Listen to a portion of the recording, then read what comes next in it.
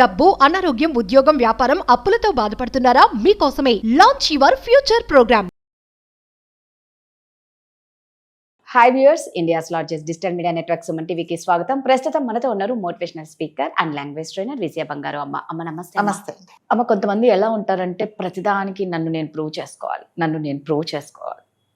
నిన్ను నువ్వు ప్రూవ్ చేసుకుంటూ పోతే లైఫ్ టైం అంతా నీకు దీనికే సరిపోతుంది. నువ్వు లైఫ్లో ఏం సాధిస్తావు అనేది ఒక పెద్ద క్వశ్చన్ అయితే ప్రతి ఒక్కరికి మనం సంజాయిషి చెప్పుకోవాల్సిన అవసరం కూడా లేదు అని నా ఫీలింగ్ అనమాట.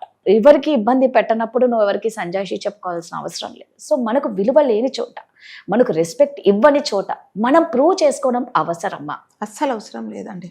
ఒకటి చెప్పిన, మనకు ఇష్టం లేని చోట మనని అవమానించే వాళ్ళ దగ్గర ఎంత తక్కువ టైం ఉంటే అంత మంచిది. ఓకే, ఎంత కానీ మనని ఎవరైతే కేర్ చేయరో వాళ్ళ గురించి మనం ఎక్కువ, మనని ఎవరైతే లెక్క చేయరో వాళ్ళని మనం లెక్క పెట్టుకుంటాం. ఇదేంటి నాతో మాట్లాడటం లేదు, ఏమైంది, వాళ్ళ గురించి ఆలోచిస్తున్నట్ట. అది ఎందుకు మాట్లాడటం లేదో, మిమ్మల్ని చూసి జెలస్ ఫీల్ అవుతుందో, లేకపోతే ఇంకా మిమ్మల్ని చూసి భయపడుతుందో, మీ ఎదుగుదల చూసి తను అంటే మొహం తిప్పేసుకుంటుందో అని మీరు ఆలోచించకుండా ఎందుకో నాతో మాట్లాడటం లేదు అంటే ఎందుకు మాట్లాడటం లేదు, ఎవరి గిల్టీ ఫీలింగ్ వాళ్ళకు ఉంటుంది కదా. అంటే ఎప్పుడైతే మనని ఎవరైతే లెక్క చేయరో వాళ్ళ గురించి మనం ఎందుకు వాళ్ళ గురించి ఆలోచించాలి చెప్పి. ప్రతి ఒక్కరికి మనమేంటో మనం ప్రూవ్ చేయాల్సిన అవసరం లేదండి. మనమేంటో మనకు తెలుసు, మన క్వాలిటీస్ ఏంటో తెలుసు, మనం ఏం చేయగలమో ఏం చేయలేమో కూడా తెలుసు. ప్రతి ఒక్కరికి నేను మిస్టర్ క్లీన్ అని, నేను చాలా అదేంటి సిన్సియర్గా ఉంటాను, నా గురించి మీరు అలా అనుకోకండి. ఎంతమందిని పోయి మీరు సరి చేస్తారు చెప్పండి? ఈ ప్రపంచంలో ఎవ్వరికి నచ్చరండి. ఎవ్వరు, అందరికి 10 మందిలో 8 మందికి మనం నచ్చుతాం. ఇద్దరికి నలుగురు ఉంటేనే ముగ్గురికి నచ్చాం. అక్క అంతే లేరా, నువ్వు వదిలేసే అంటావు, తమ్ముడికి చెప్తుంది తల్లి, మరి అక్కకు తమ్ముడికే పడదు. అలాంటప్పుడు మనం ఎంతమందిని నా టాలెంట్ నాది, నేను ఇలాగే ఉంటాను, నీ ముందు నేను ప్రతి ఒక్కరికి మనం ప్రూవ్ చేసుకోవాల్సిన అవసరం లేదండి. ఎవరి టాలెంట్ వాళ్ళది, ఎవరి విలువ వాళ్ళది. అంటే ఒక మనిషి అంటే ఇప్పుడు ఒక ఇది బంగారమా నకిలీదా అని ఎవరు గుర్తుపడతారు? ఒక కంసాలి వాడి దగ్గరికి వెళ్తేనే అమ్మా ఇది నువ్వు భ్రమపడుతున్నావు, ఇది ఆర్టిఫిషియల్, ఇది బంగారం అన్న. అట్లాగే మన విలువ ఎవరికి తెలుస్తుందంటే వాడు నిజంగా సిన్సియర్గా ఉండి అతనికి కూడా అలాంటి క్వాలిటీస్ ఉన్నప్పుడు మాత్రమే మన విలువ అనేది గుర్తుపడతారు. నేను ఒకటి చెప్తాను.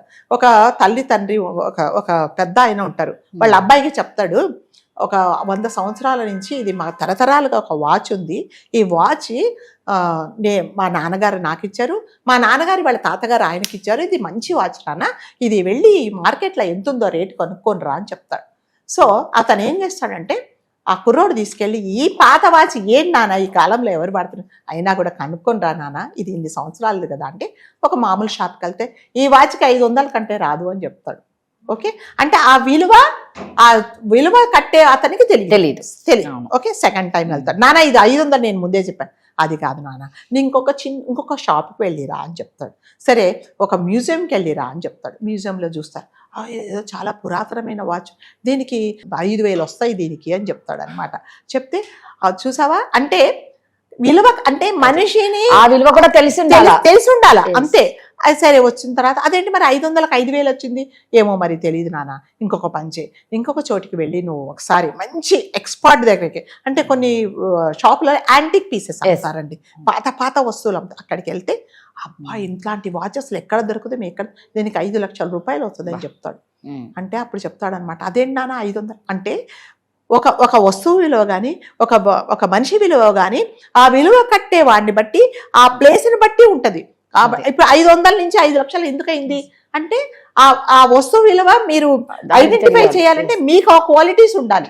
అతను చాలా ఎక్స్పర్ట్ కాబట్టి అక్కడికి వెళ్ళినప్పుడు యాంటిక్ పీసెస్ అతనికి తెలుసు, ఇవి మళ్ళీ దొరకవు మనకి. అంటే కొన్ని షాపులు ఉంటాయండి, అందులో ఏంటంటే పాత వాచ్లు పాత ఇవేవో అమ్ముతూ ఉంటారనమాట, లైట్స్ అవన్నీ, అవి ఎక్కడా దొరకవు, అవి నిజంగానే కాస్ట్లీ, పిచ్చివాటుగా ఉంటాయి కానీ చాలా కాస్ట్లీ ఉంటాయి. అట్లాగే ఇతను ఏం చేశాడంటే 5 lakhs అనేటప్పటికీ ఆ వస్తువు విలువ ఎక్కడ పెరిగింది, అతను ఇది చేశాడు కాబట్టి దాన్ని అంటే ఆ వస్తువును ఎవరైతే ఐడెంటిఫై చేస్తాడో, ఆ మనిషి విలువను ఎవరైతే ఐడెంటిఫై చేస్తాడో వాడు మాత్రమే మీలో అనేది కనుక్కుంటాడు. ప్రతి ఒక్కరికి మనం వెళ్ళి ప్రూవ్ చేయాల్సిన అవసరం లేదు. కాబట్టి అలాంటి వాళ్ళ మధ్యలో మనని ఎవరైతే అవమానపరుస్తున్నారో మనకి వీళ్ళు విలువ ఇవ్వలేదు లేదంటే ఎంత వీలైతే ఎంత తక్కువ వీలైతే అంత సమయం వాళ్ళ దగ్గర కలిపేసి మనం బయటికి తప్పనిసరి పరిస్థితులలో. అవును. అంతేగాని ప్రతి ఒక్కరికి వెళ్ళి నేను ఇది నేను ఇది, నేను ఇది నేను నేను ఇది ఇది అంటే ఏం చేసుకుంటే చెప్తావు? ఏమొస్తుంది? అంటే వాడు ఒకటి ఫిక్స్ అయిపోయాడు. మీరు ఎన్ని వండర్స్ చేసినా, మీరు ఎన్ని మంచి పనులు చేసినా వాడు ఏమనుకున్నాడంటే మిమ్మల్ని ఇన్సల్ట్ చేయాలనే వాడి మనసులో ఉన్నాడు. మిమ్మల్ని వాడు పొగడాడు. వాడి ముందెళ్ళి మనం ఎందుకు బాధపడి మన టైం ఎందుకు వేస్ట్ చేసుకోవాలో చెప్పండి. నా విలువ ఏంటో తెలుసు, నా టాలెంట్ ఏంటో తెలుసు, నేనేంటో నాకు తెలిసినప్పుడు ప్రతి ఒక్కరికి వెళ్ళి నేను నేను నేను అని చెప్పాల్సిన అవసరం లేదు. ఇప్పుడు నేను చెప్పిన మీకు వాచ్ సంగతి ఏంటంటే, ఆ వాచ్ గురించి దాని విలువ తెలిసిన వాడు మాత్రమే ప్రైస్ చెప్పగలిగాడు. 500లకు వాడికి తెలియదు కదా. ఇప్పుడు రాధగారి క్వాలిటీస్ ఏంటి, రాధగారి గురించి తెలిసిన వాళ్ళు మాత్రమే చెప్తారు. వాళ్ళు ఆమె నా ఏమో తెలియదండి నాకు అంటాడు, ఎందుకంటే తెలియదు, జీరో వాల్యూ అంటాడు. నాలాంటి దాన్ని అడిగితే నాకు తెలుసు ఏంటంటే ఆ అమ్మాయి ఒక జమ్మని నేను చెప్తాను, ఎందుకంటే నాకు తెలుసు. అంటే చెప్పే వాళ్ళని బట్టి కూడా ఉంటుందండి. అందుకని ఎప్పుడే కూడా మీరు ఎవరైనా సరే మనం ప్రతి ఒక్కరికి ప్రూవ్ చేసుకోవడం అవసరం లేదు. మన పనులేంటో మనమేంటో మనం చేసుకుంటూ వెళ్ళిపోవడమే. అంతేగాని ప్రతి ఒక్క దగ్గరికి వెళ్ళి నేను గొప్ప నన్ను పొగడం అంటే ఎవడు పొగడండి. నా పని ఏంటో నేను చేసుకుంటూ పోవాలి. కాబట్టి ఎవరైనా మనల్ని అవమానించినా కూడా వాడికి ఒక ఇంటెన్షన్ ఉంటుందన్నమాట. అంటే కొంతమంది జలస్తో కూడా ఏం చేస్తారంటే వీళ్ళని ఎంతసేపు వచ్చి లాగుదామా, కాళ్ళు బట్టి లాగితే వీళ్ళు వెనక్కి వెళ్తే వీళ్ళకి అదొక సంతోషం అనమాట. అలాంటి వాళ్ళ మాటలు అస్సలు పట్టించుకోకూడదండి. మన విలువ ఏంటి, మనం ఏం చేయగలమో, మన వీక్ పాయింట్స్ ఏంటి, మన స్ట్రాంగ్ పాయింట్స్ ఏంటి మనకు తెలుసు. కాబట్టి మన దారిలో మనం వెళ్ళిపోవడం. అలాంటి వాళ్ళ మాటలు అస్సలు పట్టించుకోవద్దు. నిజంగా మీరు చెప్పిన స్టోరీ చాలా బాగుంది. అంటే విలువ తెలియని చోట అక్కడ మనం ఉన్నాము అంటే మన వాల్యూ పోతుంది అనేది అంతే ప్రత్యక్షంగా కనిపిస్తుంది.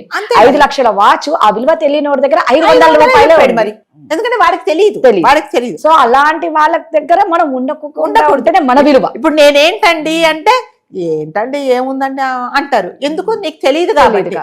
తెలిసిన వాళ్ళు ఏమంటారు, అమ్మ చాలా గ్రేట్ అని అంటారు, ఎందుకంటే వాడికి ఆ విలువ తెలుసు.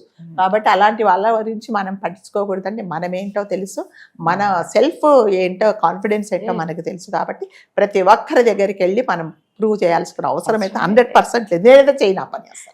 నిజంగా టైం వేస్ట్ పనులండి ఇవన్నీ. ఇప్పుడున్న హడావిడి లైఫ్ లో డబ్బులు ఎలా సంపాదించాలి, హెల్త్ ని ఎలా కాపాడుకోవాలన్న బిజీ టైంలో ఇలాంటి వాటికి టైం వేస్ట్ చేస్తే మాత్రం అవివేకులు ఎవరు ఉండరు. Thank you.